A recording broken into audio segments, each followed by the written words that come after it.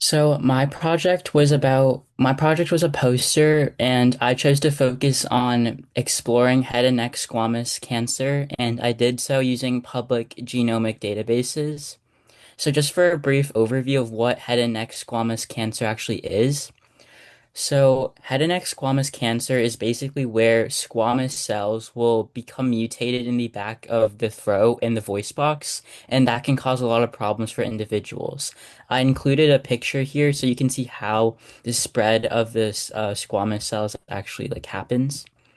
As you can see over time, it develops a lot, and this specifically analyzed its impact in the mouth. And as you can see, the color turned more light pink, and the amount of cells increased.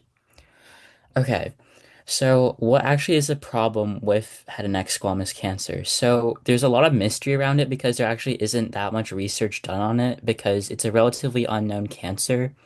So my goal was to understand more about what it actually is and what are the problems with it. Okay, so starting up here with the tumor stage code.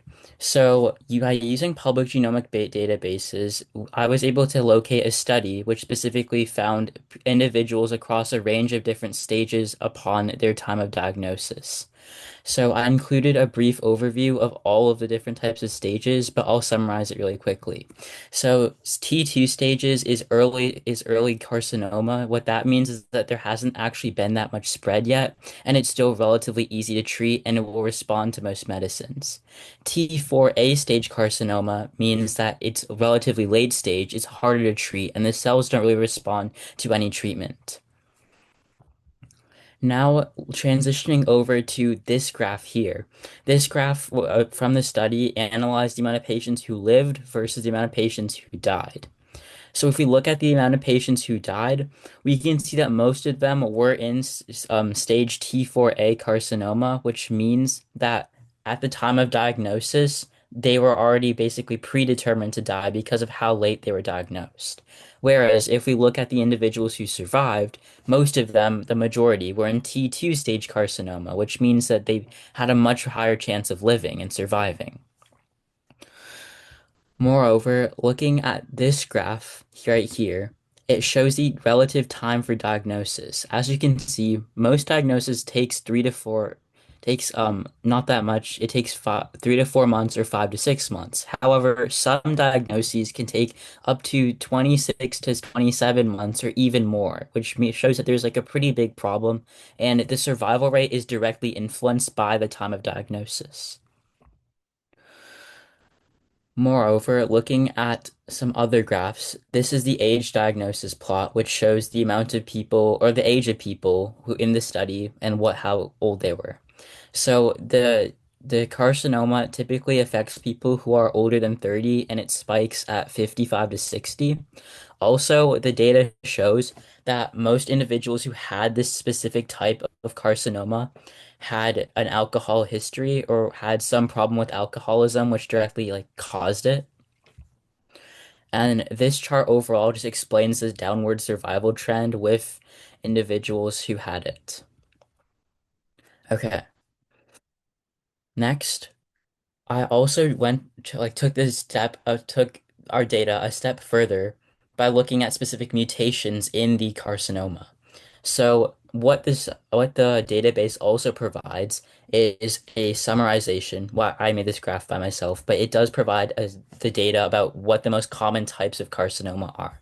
So here we can see that TP53 was the most common type of carcinoma. And basically what TP53 is, it's an oncogene, which means that it makes copies of a specific protein. That's really bad because when it makes a copies of this mutated cancerous protein, it spreads, and obviously the patient gets a lot more worse after this happens. Down here, we can see a graph of patients' survival rate if they didn't have this we can see the survival rate patients if they didn't have the mutation versus if they did have the mutation. So it's a lot lower for patients with the mutation. Overall, my conclusion kind of shows that a lot of the problems surrounding this specific types of carcinoma comes from diagnosis time. So it really isn't about the medication. It's just about how quickly can we diagnose these patients and actually get them to get the treatment. So overall, like the main problem does like it stems from how long it takes to diagnose the patients rather than just the treatment by itself. Also, the data also shows that individuals with late stage carcinoma had more mutations, which means that late diagnoses have a really big impact on patient survival. And yeah, that's my presentation. Great job. Yeah, I really like how the way you are presenting. Like if anyone have question, okay, I have one question. Do you know like what are the symptoms they are going to be developed these patients? Like if they want to be have like to know aware about like how they are going to be diagnosed, or like they should go like to the doctor and ask them like, Yeah. oh, do I have for the early So diagnosis and for the late diagnosis?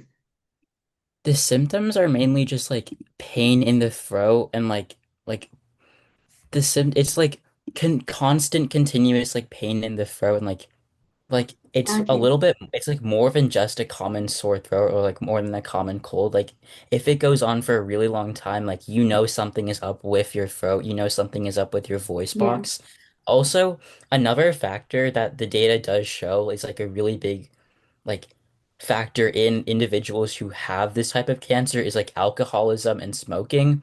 So if Mm-hmm. someone does checked these two boxes, then they're like more likely to have this. So that's often like a prerequisite towards having this type of carcinoma. Yeah. Maybe that's why like if you just have like these symptoms, like the common system, they are thinking maybe this is going to be resolved within a week or maybe 15 months, and that's keeping Yeah. longer, and they are going for like late diagnosis. So that could be one of the reason Yeah, why yeah. like there is a population or percentage is like for going for the late diagnosis. Wonderful, wonderful. Great, good Yeah. job. Thank you so Um, much.